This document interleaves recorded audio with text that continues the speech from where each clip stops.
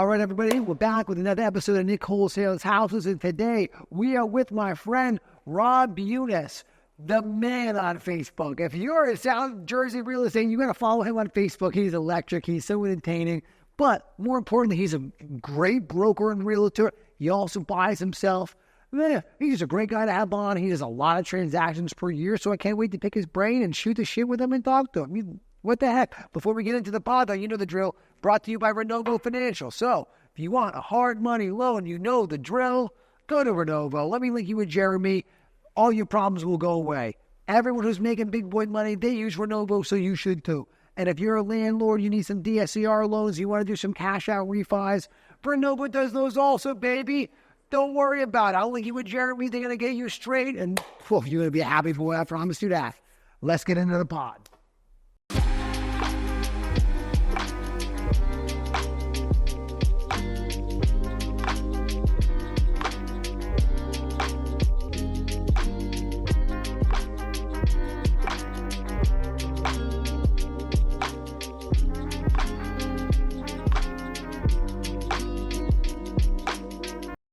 Yeah, Jim's the man. I'm glad you guys had. Yeah, we never met in person. Really? So he's good people. So I've handled some like novations and stuff for him in PA. So Yeah, that's what he was saying. Yeah. Who was on next? And I was like, oh, bro. yeah, and it's funny because as I walked out, there he is, and I hear Jim. I'm like, yo, dude, what's he doing? Booking the A team today? Everybody's here today. You know?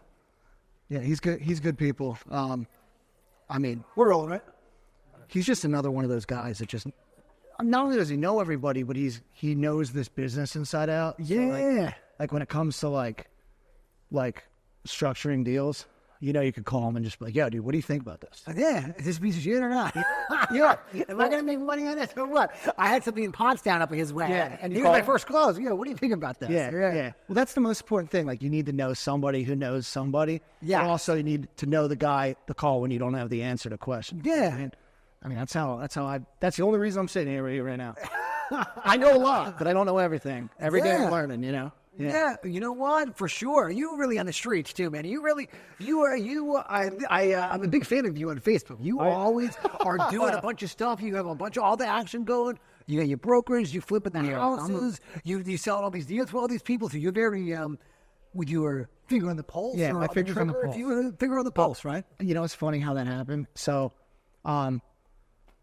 I kind of fell into it a little bit. I got lucky. So I've been a real estate agent for just about 10 years now. But I was also like 5 years before getting my real estate license. I'm like, man, I want to have a real estate portfolio. I want to do all this stuff. Oh, wow. And at the time, I was working in the environmental consulting field. Dude, 60 hours a week.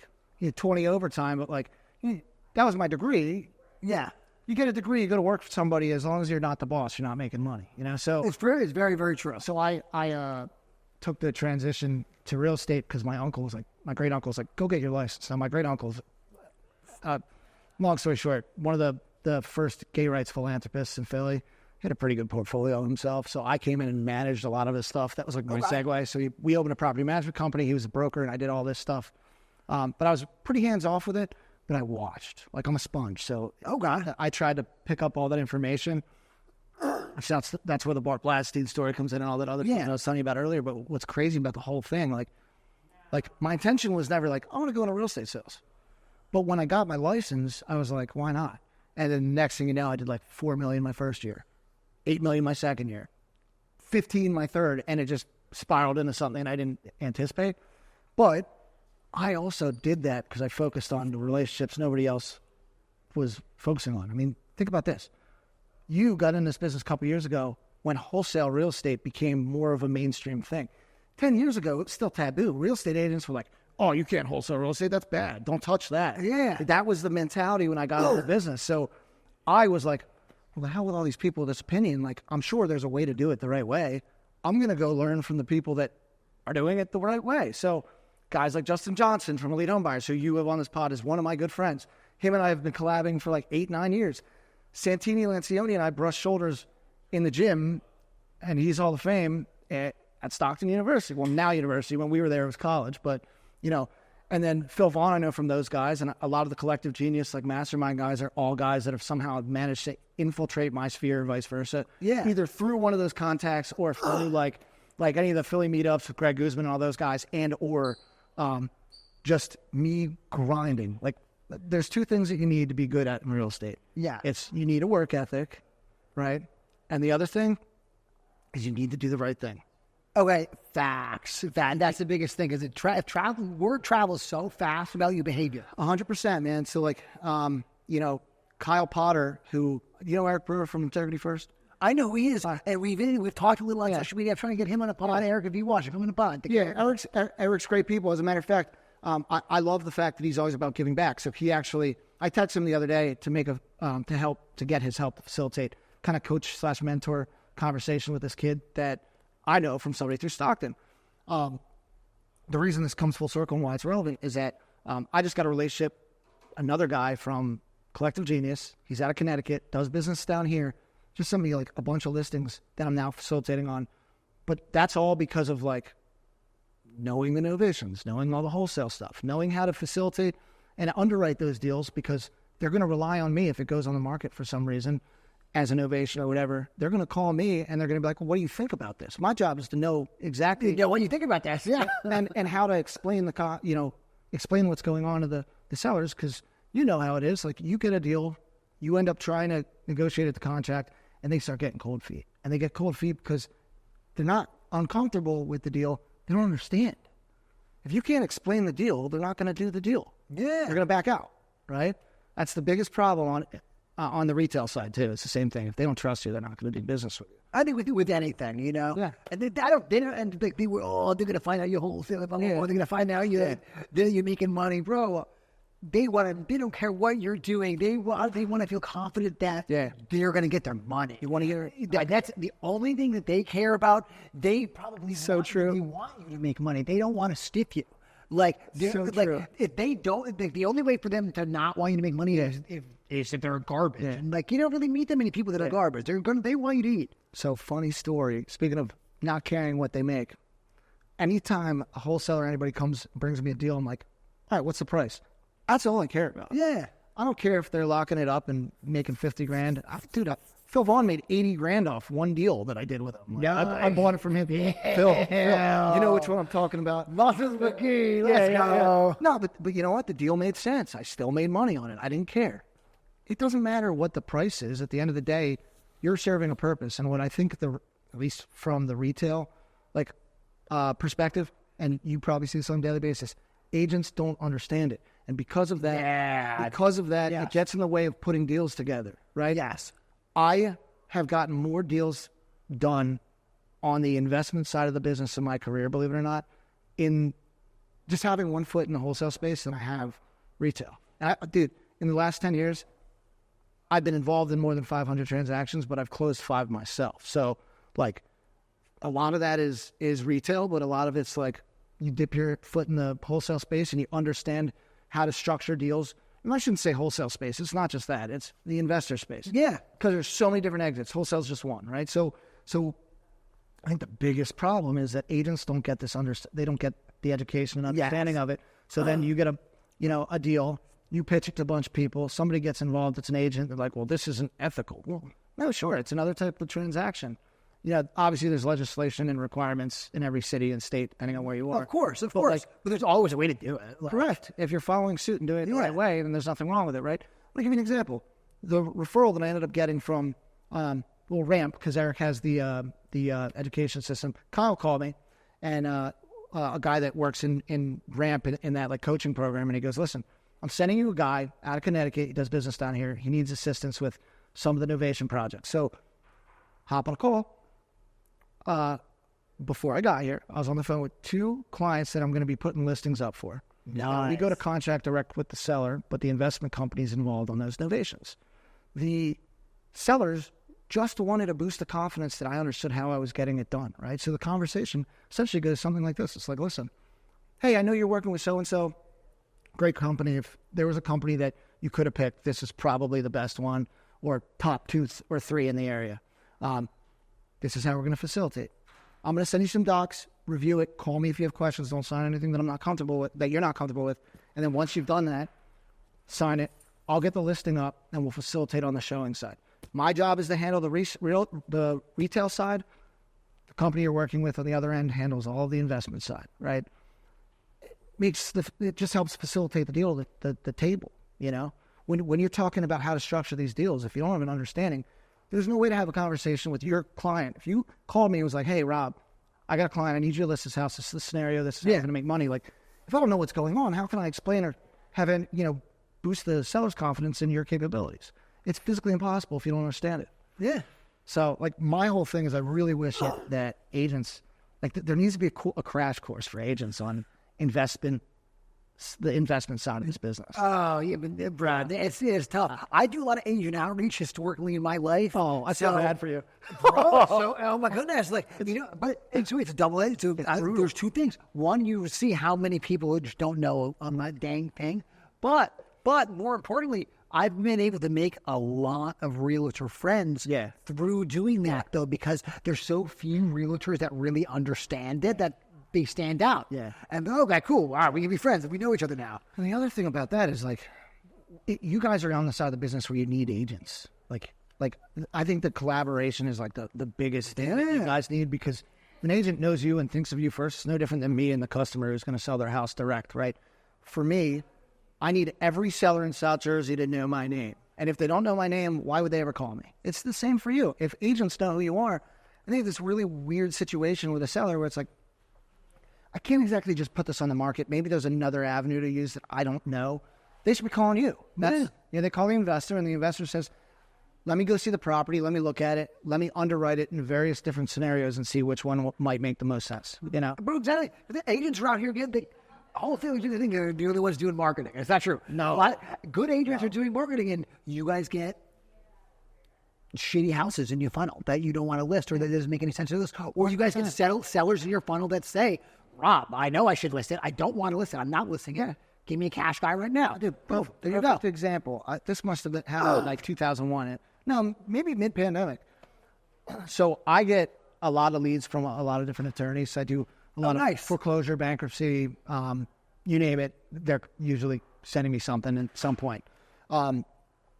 Estates, especially an estate sale. Those are that scenario. Those are the plugs. Yeah. There's attorney. I want to get some more of those relationships. Good Listen, job. I've gotten estate deals from attorneys that have worked out, and I've just bought them. Yeah, because you're really buying stuff. Bail, yeah. You bought me. You beat me out on a deal actually. Did I really? Ago, and I was going to post a video on Facebook. Which one was it? I got to go back and think, but it's a nice lady, a small block, it's South Jersey. I don't remember what she Audubon. Maybe that Audubon. It was a girl. She lived with her brother or something like that. You know what I'm saying? Dude, you want to do a great? Oh, this is great podcast material. Yeah, bro. This is great. Because she told me she had another offer. I was lower than you, and you offered her what I thought I could sell it at. No. And no. Did that not close? No, it's different than what you think it is. Oh, because she asked me. I was like, you know what? I can't say anything bad about Rob. He's super good. You know Mike Jack? All right, another wholesaler out of the city, right? So Mike calls me. This is so funny. This is actually another collective genius connection, how I got put in touch with him. But I get a call from him, and he goes, listen, I got this deal. I know you're in Haddon Heights. What do you think? I'm like, before you say anything, I'll buy it. That's what I said. I was like, I'm not even going to give you my opinion. I'll buy it. So he sends me the details. Yeah, dude, it's like 8 blocks from my house. It's a row home. It's row home. It's on Dowling. Dowling Avenue, across from Albo Appliance, right? So Mike goes, hey, man, what would you pay for this? So I underwrite the deal. I met the lady out there. I looked at the property, all this stuff. I'm going to tell you the whole story because it is hilarious. He's like, listen. He goes, I got the contract at X. We'll leave that hush-hush. But I was like, I'll pay you $190. He goes, listen, I've never made more than less than $20,000 on this deal, on a deal, period. I'm like, can you get me at least that? I'm like, where do you need to be? He goes, 202. I'm like, done. I don't even care. I'm like, I'll buy it for 202. So I put 50 into it. I refi out of it at 315. Dude, I left like 20 grand in it. It was like as close to a clean burr as I possibly could have gotten. Right? So I'm cash flowing $650 a month off of it. It was a great slam dunk deal. You can't find those often. And how else are you going to find them directly in your backyard? You've got to have these relationships. But the funniest part about this whole scenario was, so I go to the house. He had the contract signed and everything already. But he's like, listen, can you go walk it? I haven't even been there. I'm like, all right. So I walk through the property. dude, I knock on the door, and there just a cloud of smoke pours out the front door. Yes, This lady, fire. this I lady- loved her. Yeah, this lady, yeah, she's great, right? So this lady is, I don't know, man. It must be like 1 o'clock in the afternoon. She's got a glass of scotch in her hand, and she's smoking weed with her friends from up the street, just on the couch. So I'm like, oh, I can't remember her name right now, but I'm shooting the shit with them. I'm having a good time. I'm having a comment. He's like, hey, you want to? I'm like, no, I'm good. I was like, I don't do that right now. Like, it was just funny. We fast track to closing. Okay, it's the day of closing, and I told her I was going to walk to the property at 10. We'd close up my office at 11 o'clock. It's 9:30. She goes, hey, I'm already at your office. I'm like, we're not closing for an hour and a half. Yeah. All right, listen, I'm going to rush to the house. Is it unlocked? She goes, yeah. Walking. She doesn't tell me her brother is still in the house. So I show up. The brother is in the basement, okay? He was there when I was in, yeah. I bet you didn't know he had an ankle monitor on. Oh, he did? Dude. Oh, he can't even leave. Right. So he had an ankle monitor on. So I'm like, dude, bud, what are you doing here still? Like, this place is supposed to be vacant. We're closing today. Like, you were allowed to leave belongings that you wanted me to throw out. I didn't care about that. I bought it as is. You leave whatever you want, but you have to leave. He goes, well, I got to stay in here until my sister gives me some money. I'm like, no, you're not. I'm like, listen, I can't close with your sister so that your sister can give you money unless you're locked out of the house. He goes, well, I got this ankle monitor and I can't leave. I'm like, get your parole officer on the phone. Wait. Yeah. So he did, got him on the phone. Took a couple hours, got him out. I ended up going, closing. We walked through the house, I don't know, an hour after closing. My guys are ripping stuff out. We're already got in the place. We find a cat. This lady left her pet in the house. Oh, man. So I call her. I'm like, listen, You want this cat? I'm like, yeah, like, this is, like, I didn't buy the cat. Like, that wasn't that wasn't a part of the agreement. Like, are you going to come back for your cat? Oh, no, like, I'm so sorry. Now, I didn't know that was a felony, and it wasn't worth me doing anything. Did you know that? If you, like, abandon your animal like that, it's a felony. Is it really? It's in Jersey, it is. Oh, all right. And I called like the local shelter, and I was like, listen, like, this is a no-kill shelter, right? They're like, yeah. I'm like, can you help me here? So they came in, they grabbed the cat, needed a bunch of shots, and it was not in good shape. So they fixed it up, right? Yeah, for sure. You saw the lady, right? Yeah, she was a wild card. But yeah, crazy situation. Left her cat behind. Brother was still in the house and had an ankle monitor on. Dude, just crazy. You and I know. Maybe I dodged the bullet, but maybe I didn't. I should have locked up. That was a good deal, man. That was a good deal. I think, Mike made like $22,000 off me. I was like, dude, I'll take it. I don't even care, man. The problem is it's so hard to find deals like that right in your backyard. How often are you going to find a distressed seller like that? You can market to them all day, but you and I both know you could market the same house for 10 years and somehow you won't get the lead I will. Yes. The universe, you get what you're supposed to get. Exactly. At the time you're supposed to get it. Exactly. That's how it works. So, but yeah, that was fun. I am sorry that somehow I stole that from you. Yeah. What the heck? Actually, you should blame Mike. Yeah, she blamed Mike. But the lady didn't know Mike's name. She knew your name.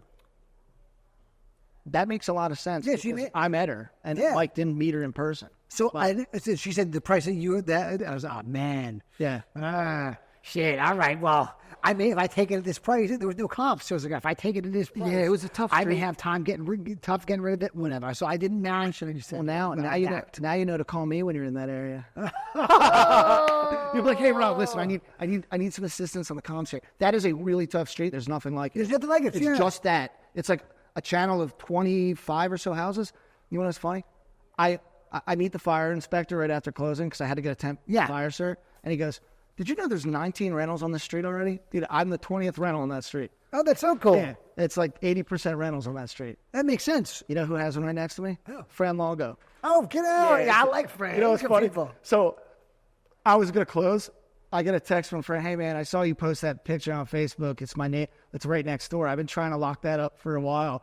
He was like, as a matter of fact, I had it under contract at one point, but it expired. I'm like, oh man, he's gonna make an offer, isn't he? And he did. Was it an offer? Yeah, it was good, but I'm like, he's mine. I was not gonna hold this. I was like, this is going in the portfolio. You know? You gotta look out for yourself. Yeah. It was a good block. And how often do you find a deal that you're gonna cash flow that much money? Bro, God bless you. Yeah. Well, cash flow. It ain't passive. not You know real. how it is. Yeah. Let's for all the viewers, we got to make sure they understand that rentals are not passive. That is the exact opposite of passive. And yeah, you're making $600 a month. Once that tenant leaves, though, you got to put it all back in. You know what's great though? I got lucky. Tenants there for 2 years, 2-year lease. Great. The husband used to be an attorney. She makes like $200K in retirement. So like, it's like a unicorn tenant. Oh, you don't get keep tenants them like forever. that. Yeah, that's what I'm saying. Here, you want to rent it for another 10 years? Yeah. What can I do for you? Yeah. So you have a portfolio, right? Nah, I don't want any rentals.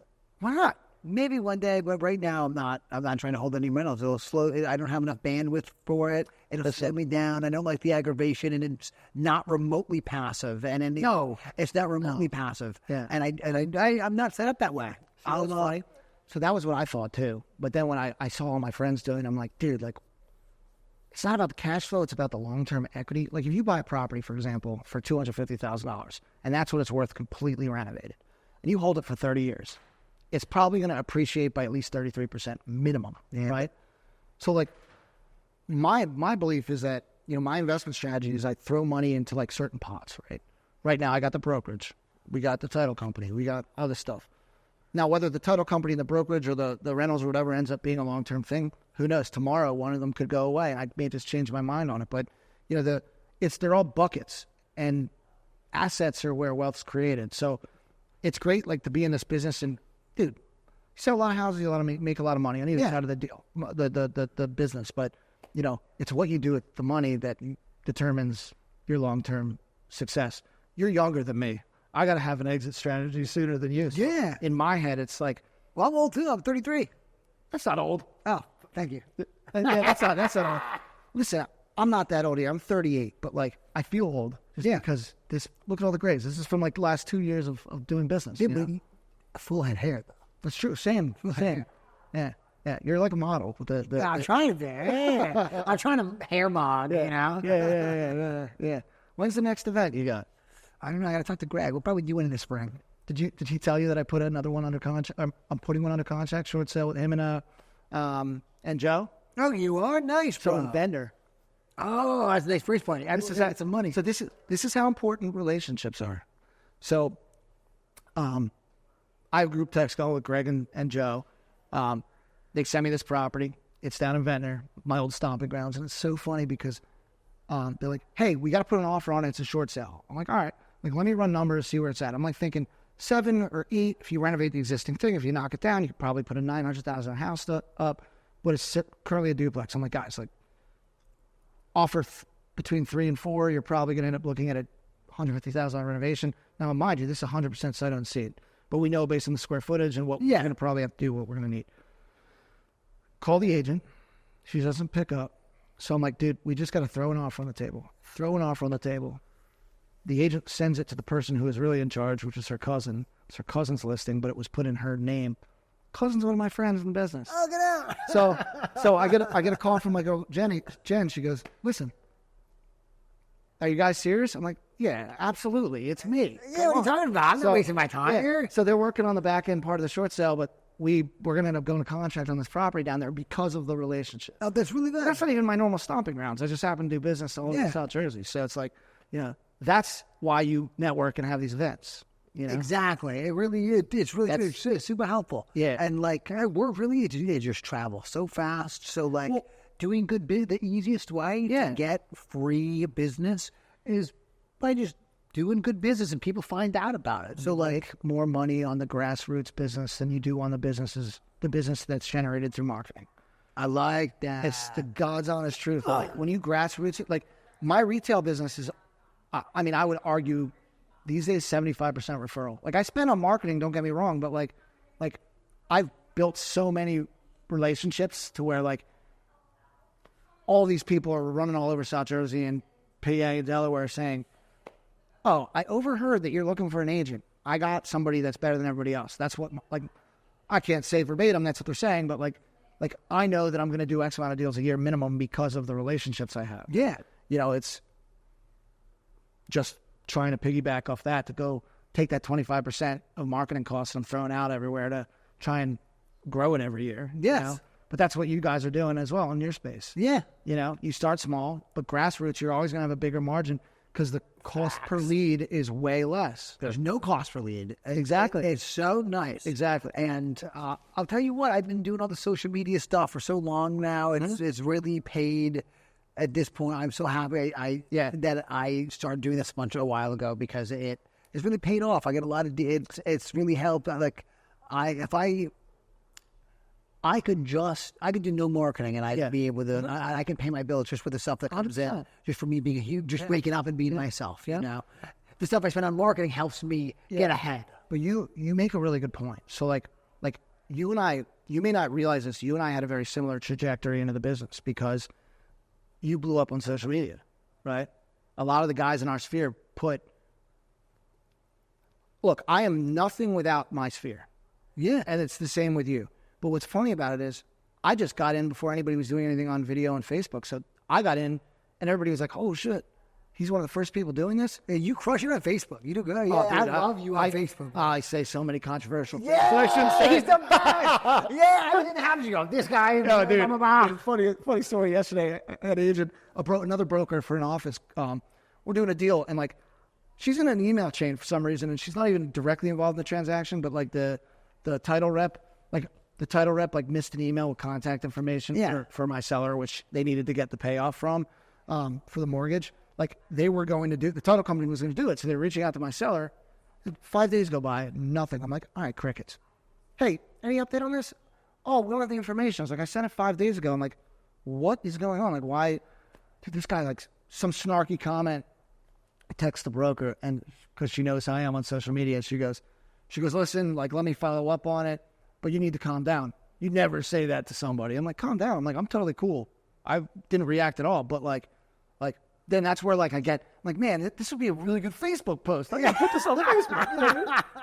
Yeah, so like that's where it always comes. But people are like, man, you should tone it down. They should. No, that's why. Why do you think I get all this business? Bro, you're in everyone's face every day, and like, Brian, it's so smart. I know what you're doing. You are too, dude. Yeah, exactly. You pop up on my stories. I don't even know how to do that. That's like well beyond. Actually, I do.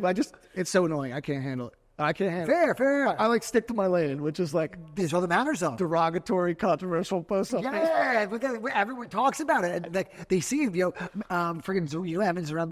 Dude, these great people. I love Evan. You two are my favorite people on Facebook. You two, by far, there's no one that compares to both of you guys. You're similar in the way, and kind of like you're. There's a lot of stuff that y'all do. It's really good. See the post that he made the other day about his son being like I guess he had did something. Just say a bowel movement. We're gonna be polite about it. And then it was and it was everywhere, whatever, like 3 times in like a short period of time. So I sent him a text message like the other day because my daughter did something very similar, and I was like, Evan 3, Rob 1, and I just sent him a picture. Oh, dude, it was like so funny. But yeah, he's great, and there's a lot of guys like that. Like, you've got to be different. You don't necessarily have to be PG all the time. Bro, you just be yourself and be in everyone's face every day, and that's it. Another important point, man, authenticity. Right? Yes. You and I rose because we're just ourselves. Yes. Yeah, you can't fake the funk. No, dude, we're ourselves. Yeah. You're either going to like us or you're not. And if you don't, that's totally cool with me. I don't care. Yeah. You know, there's plenty of agents and there's plenty of other investment, kind of focused guys in this business or girls in this business that you work with. So, but that authenticity, they feel it, bro. And then, even if they don't like you, they know you're so real, Yeah. And you know what? I think that's why you and I do the business we do, because we don't have to work hard to be, relatable. Yeah, exactly. Yeah. Yeah. You're not afraid to just pop up here. This is what I got going on. No, man. 100%. So, the authenticity thing with the social media, that's why you're where you are. That's why I am where I am. Yeah. I don't think I'd do anything close to what I'm doing now if people didn't know who I was on social media and stuff. It's so helpful. It really is. Yeah. It's so helpful. So you got your start on, the podcast blew up. It blew up. Yeah, it's the biggest podcast. It's the biggest real estate podcast anywhere over here. For sure. Yeah. Unquestionable. Yeah. We did really good with this. I'll tell you what, a lot of times I think to myself, Nick, a year or two ago, crushed it for me right now. Yeah. Well, it's kudos to you, man. Thanks. I've been following you since the very beginning. You may not have known that, but I'm like, dude, get out. this guy's gonna crush it. Yeah, come on, I've come a long way. Yeah, but me too, man. Yeah. A little bit more politically correct these days on social media myself. Not intentionally. Not It's the intentionally. bad stuff. Yeah. Every day I'm like, I should go back to the old Rob. I should just go crazy. Yeah, I I should should just burn say and light these people Just on say something fire. nuts. Just say something nuts. There's that urge though, still. You know how it is. But yeah, dude, the business is good, man. I can't complain right now. Yeah. Your brokerage is pretty big now, huh? Is my man John Rennick still with you? Mm-hmm. Yeah. Yeah, there we go. so it's funny. So we are in a 7-county radius of South Jersey, the southernmost 7 counties.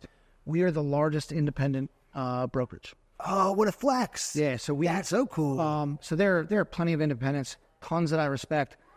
We are the largest in terms of agent count Oh, what? and volume, actually. Oh, good. Like there are a lot of brokerages. The brokerage model is so deceiving because you can have like for example, on a good year I'll close 100 houses for 22 plus million. Like 2 years ago I did 27. This past year I did 22 on paper. You know how it is. You don't put everything in the MLS, so whatever it was. So a lot of brokerage, it may be one broker owner and they're still in production, right? Whereas that's great and it says 25 million on paper, but like how many agents are actually in production? Yeah. We have It may be bad. Yeah. so we have a higher cap rate for agents than we do than most of the other companies locally, and I'm talking about big box brokerages. We're at like 37%. So our cap's only 15 grand.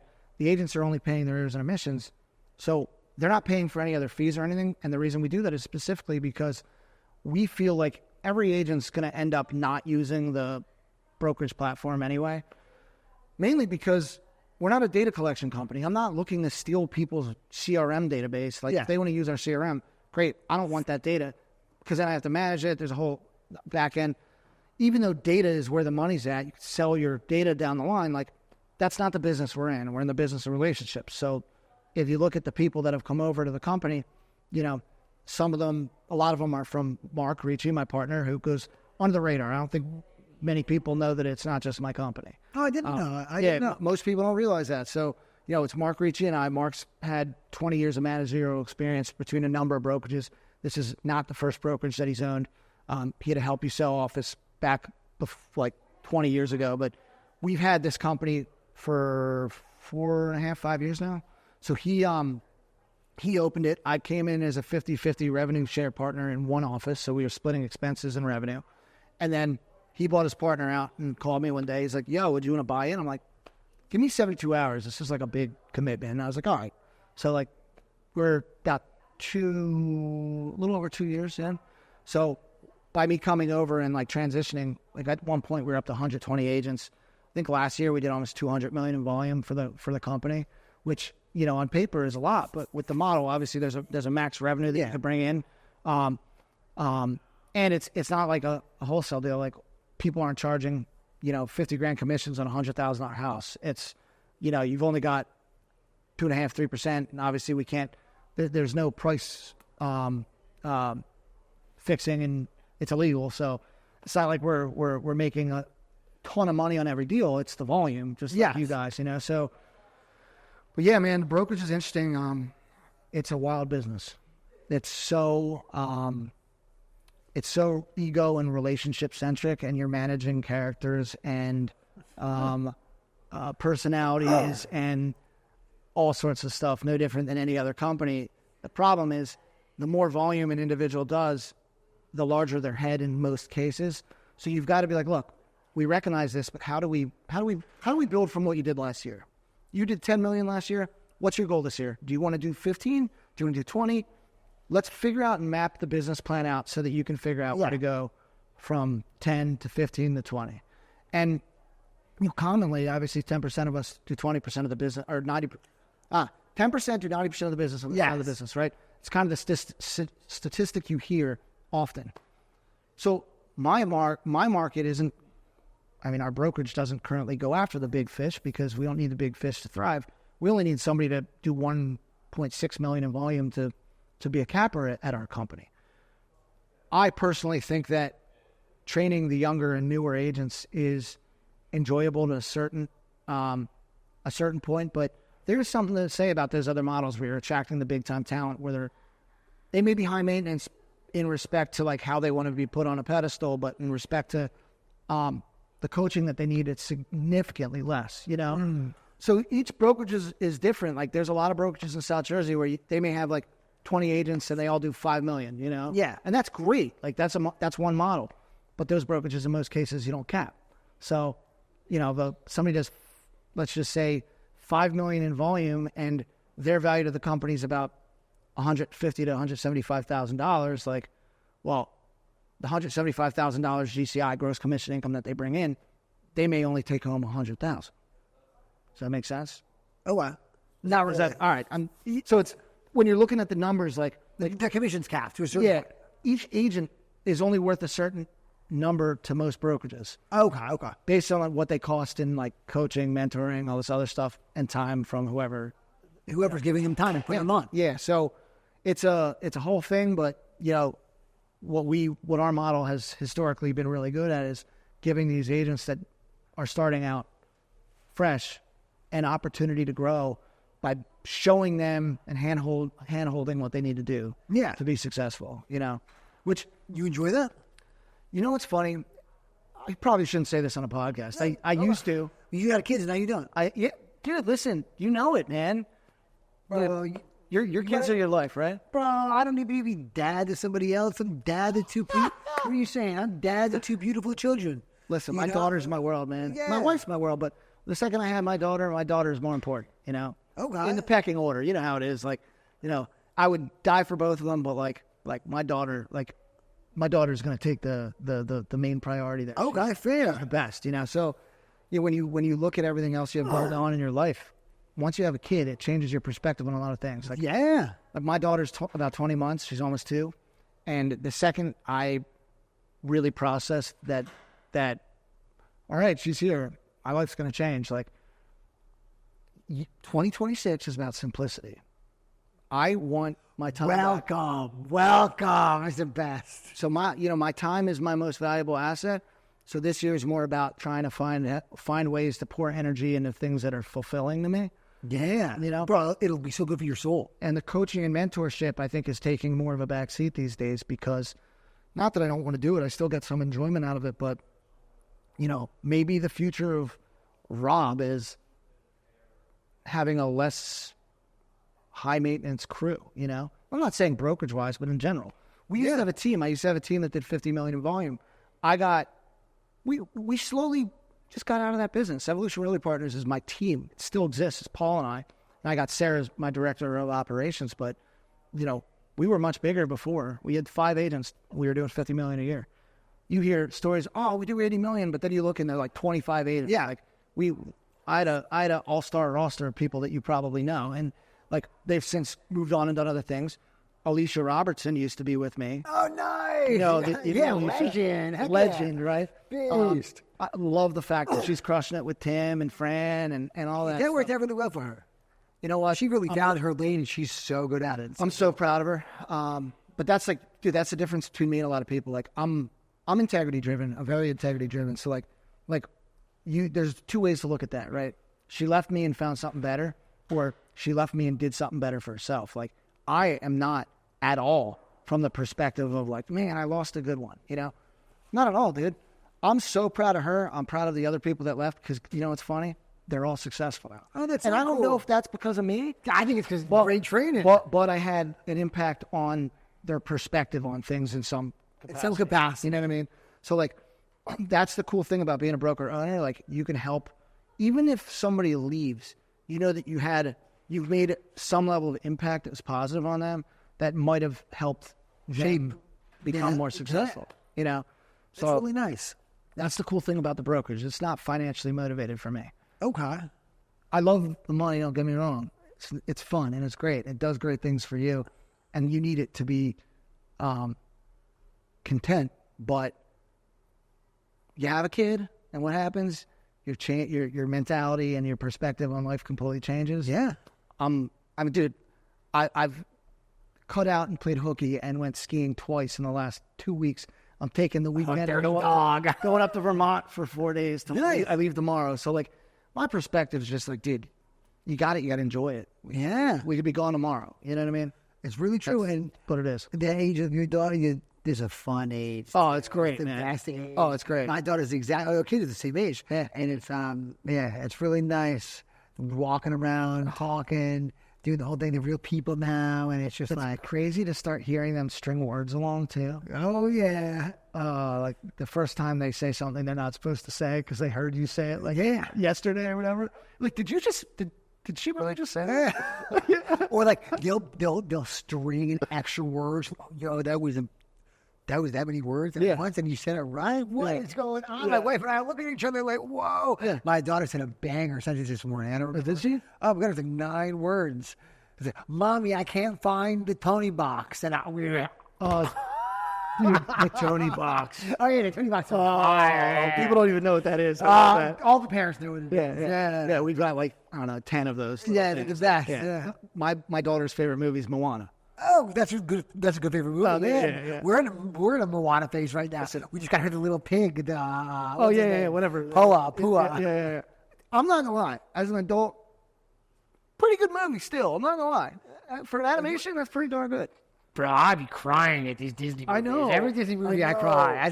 Once you become a dad, you know what we're talking about. Yeah. Oh my God. Yeah.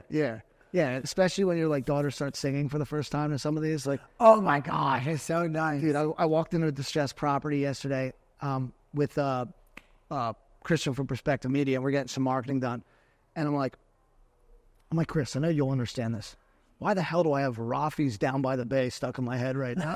I'm like, oh, no, my daughter's been like listening to that on repeat for like the last 3 days. Oh, looping everything. Oh, dude, looping like, everything. It like screws with your head. You'll be in a random place and just like in your head, like jamming, and you're like, man, that's not even like a modern single. That's like This is a long time ago. kid song that I heard 30 years ago that it just came back in my life. You know? Yes.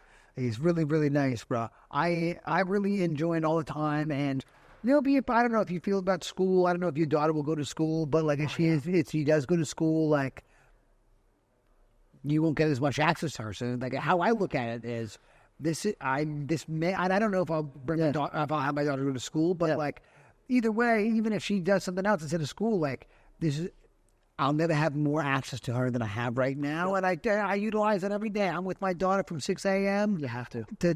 to 12 every single day. That's amazing. Like, and it's really nice. Everything I do, I just bring her. I do jiu-jitsu at 10 a.m. It's awesome. Bring her with me, come with me. Is she wrestling on the mats yet? No, my son does though. My son's 4, and he's got 2 real good takedowns. I love that. My son is my man. That's my best friend. Has he used one on you yet?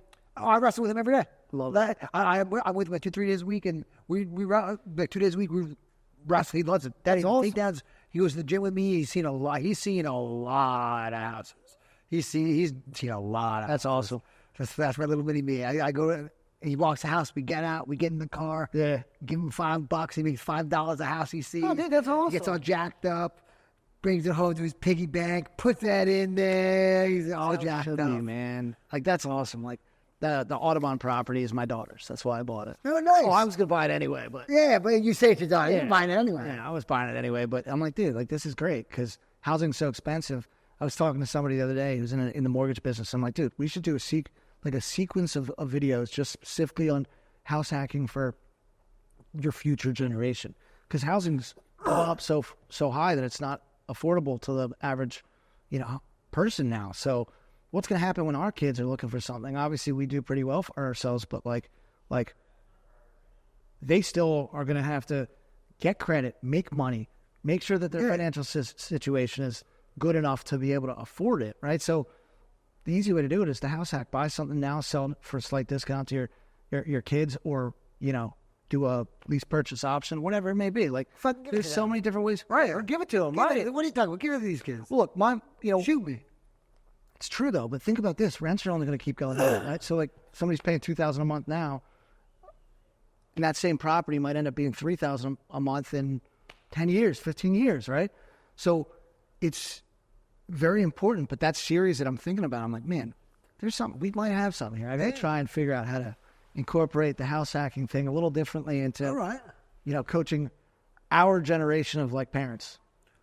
What do you think about the affordability thing with like buy-in versus renting? I would think you have A different perspective because I'm an agent? Because I do have a different perspective. I'm interested in your perspective. Not you're because you're an agent and trying to sell something. Because you're an agent, you see what's going on more than I would see what's going on. Yeah, so Are young people really buying much houses to move? First-time home buyers, is that very often anymore compared to historically? I feel like it's not. so let's use, we're going to use two different categories, pre-pandemic and post-pandemic. I was seeing a lot more first-time home buyers being able to have access to housing at affordable numbers, obviously, pre-2020, right? Now we're looking at we're just seeing a lot less people that are in financial position. And because the difference of just a couple percentage points is a drastic difference in what your monthly payment is, your principal interest, tax, and insurance is drastically higher now than it was 5 years ago, 6 years ago. So I've found that I'm still getting those one-offs, but like there's just a lot less first-time home buyers. The bulk of the business that we're seeing right now isn't first-time home buyer business. I think it's more upgrading. Because think about it this way, and I put this in perspective this way for many people. You being in the distress space primarily puts you at an advantage because everybody bought or refied sub 4%. Everybody that was smart and had the credit to do it, did it. I would say that's leaving out 80% of sellers that would potentially sell. They're just not going to sell because it doesn't make sense for them to sell. So you move somewhere else and have a payment, like Exactly. Move somewhere shittier for the same payment, or move somewhere nicer or the same for double the payment. Exactly. It's meh. So when you look at the pool of potential sellers, that is just drastically decreased. So what happens when you have no volume or no inventory? Prices go up. What happens when you couple that with higher interest rates? You get less affordability. So, not to get political, but if you watched the State of the Union yesterday, one of the interesting things that Trump said was, we've made the affordability of buying a house $5,000 cheaper in terms of costs associated with a loan XYZ. Whether you think that that's enough or not, when you look at the overall perspective of affordability and how the government right now is currently trying to make it more affordable, as rates have come down, we are going to see another cyclone of shit, for lack of better words, in my opinion. Okay. What happens when rates come down? Prices go up, right? Maybe, but maybe not, actually. The reason I say that is because right now we're in a situation where there's absolutely no inventory. Rates go down. Now there'll be a ton of inventory. So there's Potentially. That's what I would think. So it may not be as simple as one would think. As one would think, interest rates go down, prices go up. Maybe interest rates go down, and now there was no supply, so things are expensive. And supply may explode, and it may Interesting perspective. and keep prices the same. I agree. I guess the question is, how low is it going to go? Because we're in the high fives right now, right? So we're finally back trickling in that direction. I know that people will pay points. You got to live with perfect credit to be there, right? It's still 6-ish. We'll just say 6 on average. But the problem we run into here is this. Most sellers are going to sell or relocate if it's either affordable and makes sense, or they're in distress. Yes. You're in the space I'm in where the distress space, yeah. right? So all of our friends that are in the space that are specifically marketing to people that are going through financial crisis, some sort of situation like that, they're in default. We'll just name the big ones: short sale, foreclosure, bankruptcy, estate situation where it's an inherited property. There's a couple other categories. We'll leave it big. You know what I mean? Yeah, exactly. Retired landlords, all those guys. Those situations where people have some level of motivation higher than somebody that's got a 3 or 4% interest rate. Those are the people that are going to be motivated. So when you get when the market's climate is low inventory already, you've essentially pulled out all of the 3 to 4% sellers with rates at that rate. They're not going to sell. Now you're looking at, let's just say 20% of the overall, potential market. And now you throw in lower interest rates. Everybody's going to be chopping at the bit to jump in. People are going to be doing what they did during the pandemic, which was, oh man, we'll waive the appraisal. We'll do this. We'll do that. No inspection, whatever it may be. And we'll pay $30,000 over asking because $30,000 on a 5%, interest rate is, not going to be that much of a difference. And Yeah, you know what I mean? it's all going to come out in the wash. Who cares? That's what my fear is. Like, I don't want to have a larger discrepancy, but when you commonly hear is there's a large, gap between economic classes and the lower class, the middle class. Wealth is built through real estate. We know 90% of wealth is built through real estate. And if you look at it from that perspective, like, probably the worst thing that we could possibly see for the economy is an explosion in values again. The people who own real estate are the ones with a lot of the wealth. So if there's any specific opportunity that we see where prices just start astronomically going up again, It's going to be tough for people. it's going to be tougher for people, right? So we're already at the... Yeah. So your original question was like, what do you think about affordability? Like, the answer is simple.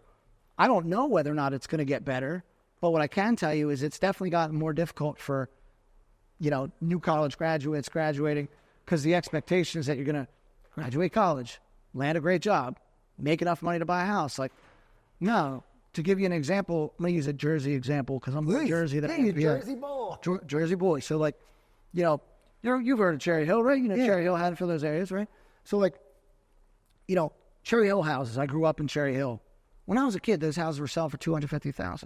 They're now that same $250,000 house I grew up in is probably a $600,000 house with some upgrades, right? It needs some upgrading, but like that's the reality. Like, it's over, it's doubled in price. So when you're looking at the affordability, that the larger the sale price, the larger the monthly payment, but the larger the sale price on a 6% interest rate, the higher the principal, interest, tax, insurance you're going to pay. So, where our parents probably had 18% interest rates, they were paying probably similar to what we're paying now with a 6% interest rate. But the problem is that it became way less affordable because the prices keep going up. Yes. 18% on $50,000 is a lot less than 6% on $500. Yeah. So, like, people forget that, and we're in this weird little, I don't know, man. Like, the last 10 years, the housing affordability has just gotten so misconstrued. We've never, in my opinion, seen something like this. I'm super interested to see how it all plays out. Me too. Very, very Yeah, me too. I'm hot. I'm so hot on trailer parks right now. So hot on trailers. Oh, dude, why am I mobile blanking? homes? I'm so hot on mobile homes. I'm trying to be the big. I may start flipping to mobile homes. The numbers are way better. I almost don't even want to say it in the pod. I may honestly not. Parks or specifically homes? No, just mobile homes in parks on rented land. I'll tell. I don't even think I'm going to talk about it. We've lived a number of them in my career, and Well, more important, the people that are going to be those buyers. There's going to be a lot of buyers for those. it's funny you say that. The numbers are way better than flipping houses. We're talking way about, better than flipping houses. and we're talking about affordability. So, like, where's the affordability market? Like, you got to focus on what's going to stay under 300,000, right? So, if you're looking at that specifically, it isn't a bad market to be because there's a bigger draw to lower income housing than there is to higher income housing right now. And so, yeah, that's going to be my move. I'm working on a couple of deals right now. there's a guy that I'm thinking of that you had on your pod recently that has a couple of them. Doesn't he have like 200 units, South Jersey? Young kid, 21 years. Richard, but no mobile homes, but he's all affordable. Yeah, Richard Weber. Yeah, what a beast! What a beast! Yeah, I love this kid. When you talk to him, you can tell like he is thinking on a different frequency. He is smart, so smart. The first time I talked to him, he flew so under the radar. I was like, I didn't know who I was talking to. Yeah, you wouldn't know. You wouldn't know. And then he just says, he goes, yeah, man, I'm like, you own a trailer park? Like, how many? He goes, and I have a bunch of Section 8. I'm like, how many Section 8? Like 150 something, yeah. Yeah, I'm like, you're like 20 years old. Like, how did you manage to, we're in our 30s. Can you imagine what we would have done if we got in at 20? Bro, if I knew, if I knew. I didn't know about him. And then Renovo, who sponsors my pod. Yeah. Renovo, Jeremy's the man. Jeremy calls me as a Nick. Listen, you need to have this kid on. I was like, all right, let me have him on. Flies so under the radar. He's so verified. That he did all his refis with Renovo. So they're holding all his DSCRs. Yeah. This kid is a real deal. Jeremy told me. You have this kid on. He's an absolute monster. I remember, I think the first time I met him was at it was a win-win like networking event at like a bowling alley somewhere. Nice. Right? And schmoozing the room a little bit. There's Rich having a conversation. And I'm like, holy cow, man. Like, I personally was blown away because you don't see, there are young studs in this business, both, man and woman, but they're not like him. No, when you ask them their age, they're not usually like, yeah, I'm 20. And then like say, I got 150 rentals. Like, that's just crazy. It's nuts. Yeah. And if you just saw him, you would never know. Like, he's so low key, health. I dig it. Closet stealth millionaires usually wear Crocs. Well, maybe not Crocs. I don't know. Crocs are fire. Maybe they're like white tee, blue jeans, boots, or like Skechers or whatever, New Balance, like father. Yeah. I feel like the guys that fly under the radar, you would never know because they don't dress that way. Yeah. Yeah. Something the guys that do dress they do dress enough that I respect. I like that too. But yeah, you know what? There's a market for it too. But that you're gonna attract your tribe regardless of what you do. And but I'd like to let them know you get this money. They send you deals. I understand that whole idea. I understand it all, and I respect it all. Yeah, it's nice to see who's doing what. That's why you got to keep your finger on the pulse. Oh yeah, man, 100%. It's all about keeping your finger on the pulse. Yeah. Yeah. I dig that a lot, man. So do you have any specific goals with your business or with your family for this year? Or? Yeah. So I don't want to say took my foot off the gas. Took the foot off the gas for focusing on just my sales business the last 3 years because I was focused on brokerage, title company, all that stuff. So I didn't know that you owned a title company, by the way. Am I out of my mind? Partner on it. Partner on it. Which side of them? 4 of us. Alliance Abstract. Okay. Yeah. I'm questioning my interest in it. I think I'm gonna not because I don't want to be involved, but like when I tell you 2026 is simple. Like I want to simplify. I'm trying to just telling you simplify. I simplify and I'm happy boy. I think it's the best. Yeah, like I don't need to be involved in 5 businesses. That's too many. Too many, right? Like I am very good at building relationships and I'm very good at the sales aspect of real estate. So focusing on that, yeah, right, exactly. Which brings me to my point. Over the last 3 years, I got so far away from it that I'm so referral. I'm going to close over 20 million in volume no matter what every year. So for me, it's like when you're waking up to the leads, it's hard to do other stuff. Yeah. So like I've sent so much business to other people. It's like, dude, I'd probably have closed 30 to 40 million last year by myself had I not done that. So if I refocus my energy on my own, on my own stuff, like I don't need to occupy my time with managing 100 agents and this, that, or the other. So like in my head, it's focus on what is filling my buckets. And I'm not just referring to money, but I'm talking about emotionally and energy, spiritually. Yeah, man.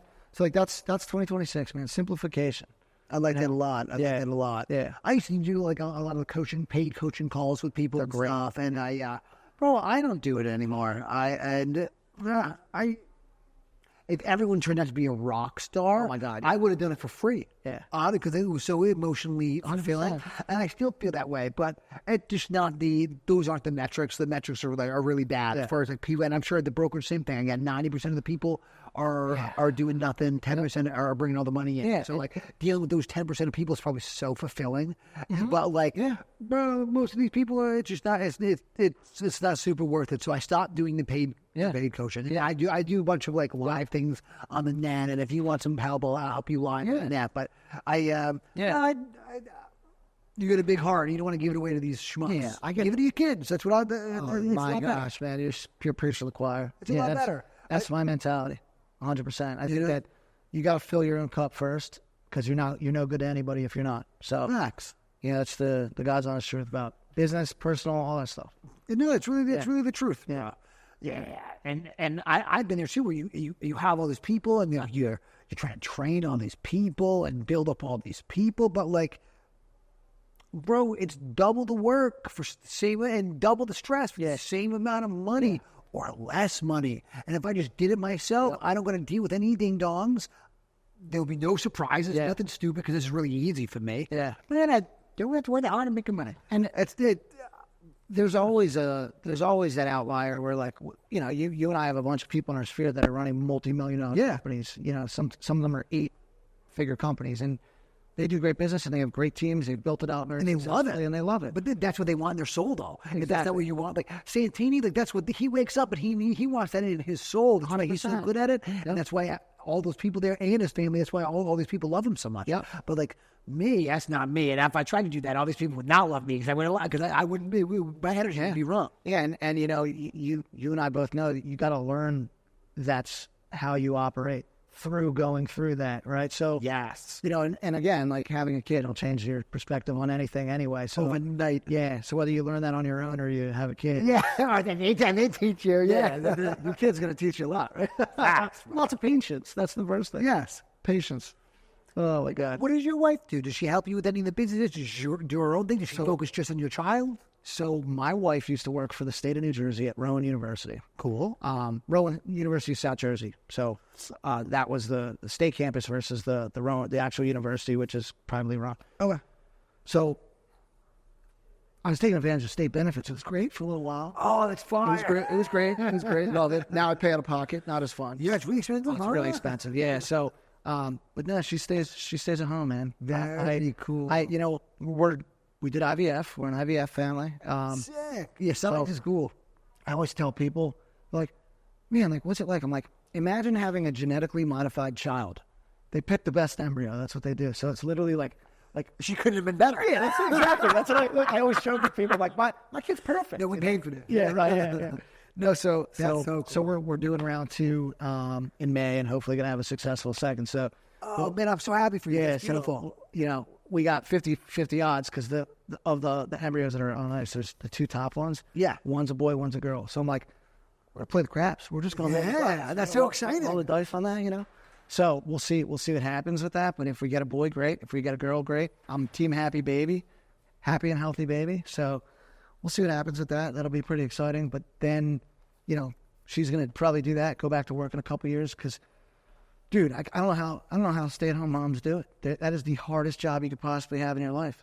I mean, being a parent's difficult, but if you have to sit at home with your child all day long, or obviously structure their schedule, you're going to take them activities and do this, and still take care of them as a parent, and all this It's a other lot. stuff. It's a lot. Like by the time I get home, my wife is just drained. So, you know, I come in during the day and I try to give her breaks here and there and do what I have to do. I try to get up as many days of the week with her and stuff. But like, you know, we put ourselves in a position to be able to do that. But I still feel like some days my wife's like, she's on the what's it called, the carousel. She's just on the good old cycle. You get home, she's like, yo, motherfucker, it's your turn. Yeah, that's exactly right, man.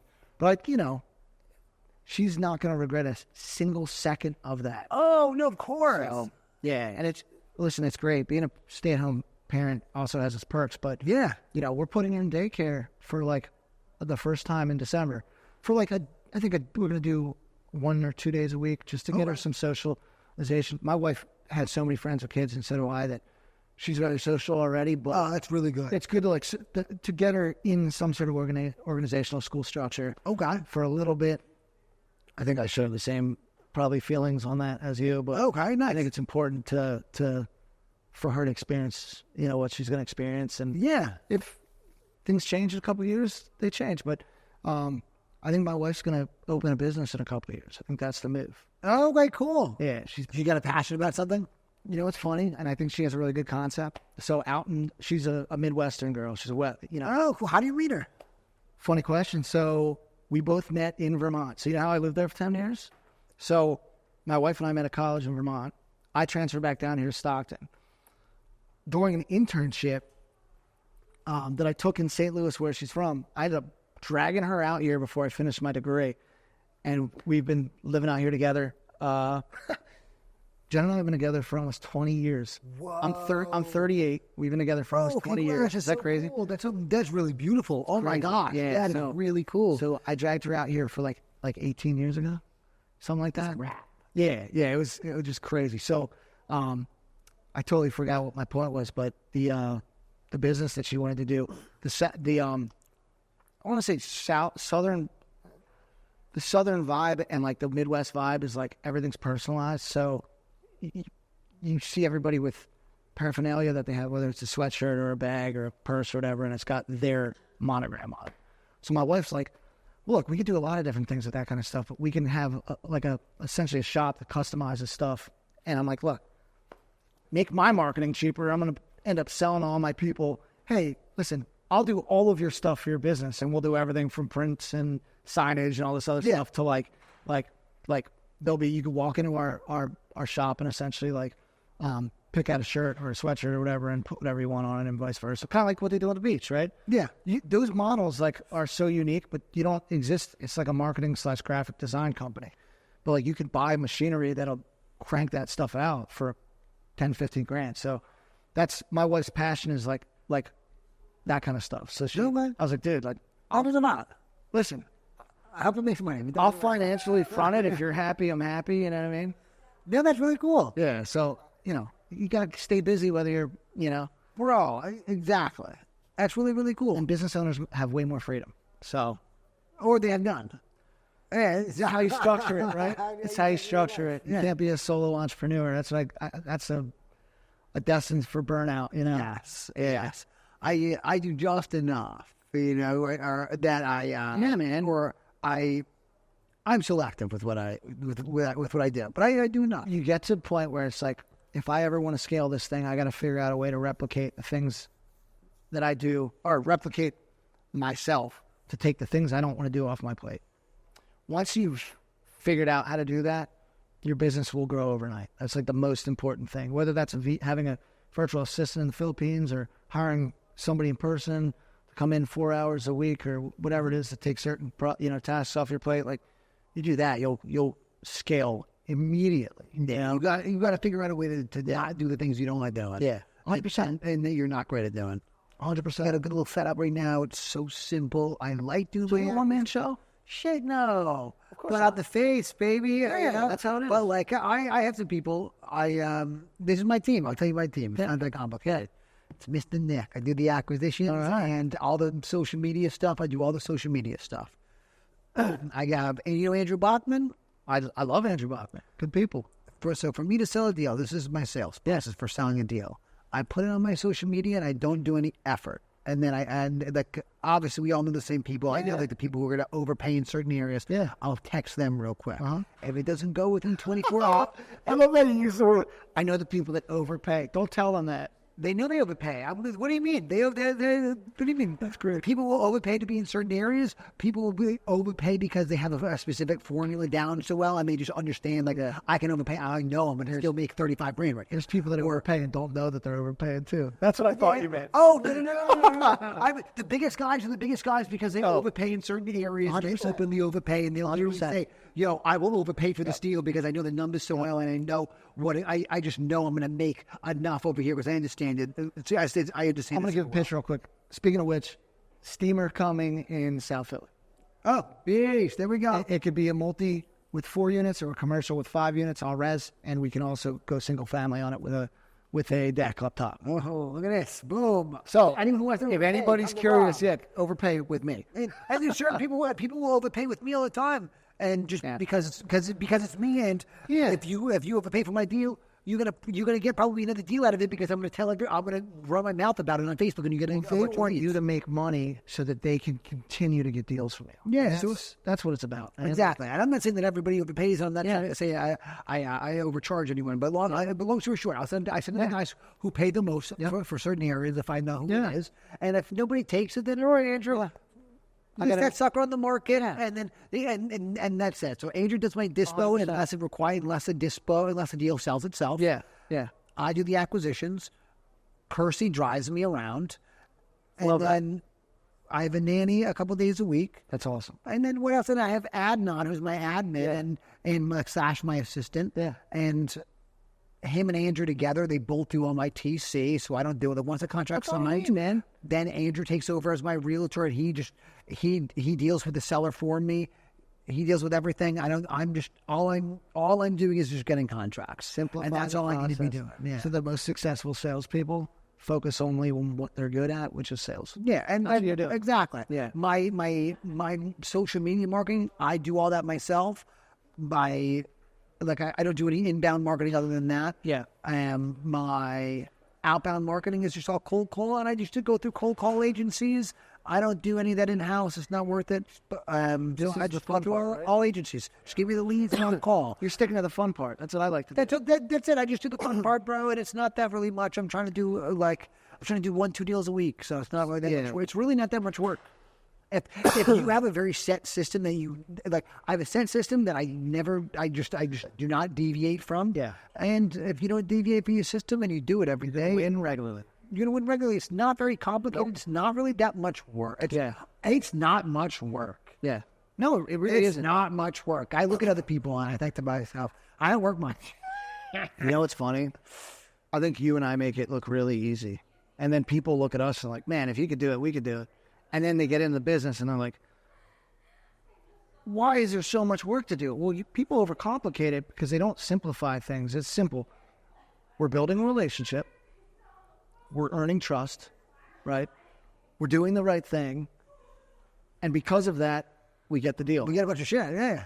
Once you have the deal, you could delegate it 50 ways to Sunday. It doesn't matter. It's going to end up making it to the table. Now, there are some wrinkles and circumstances that may come up, but that's where the problem solving comes in. Everybody on your side of the business and my side of the business has to be a good problem solver.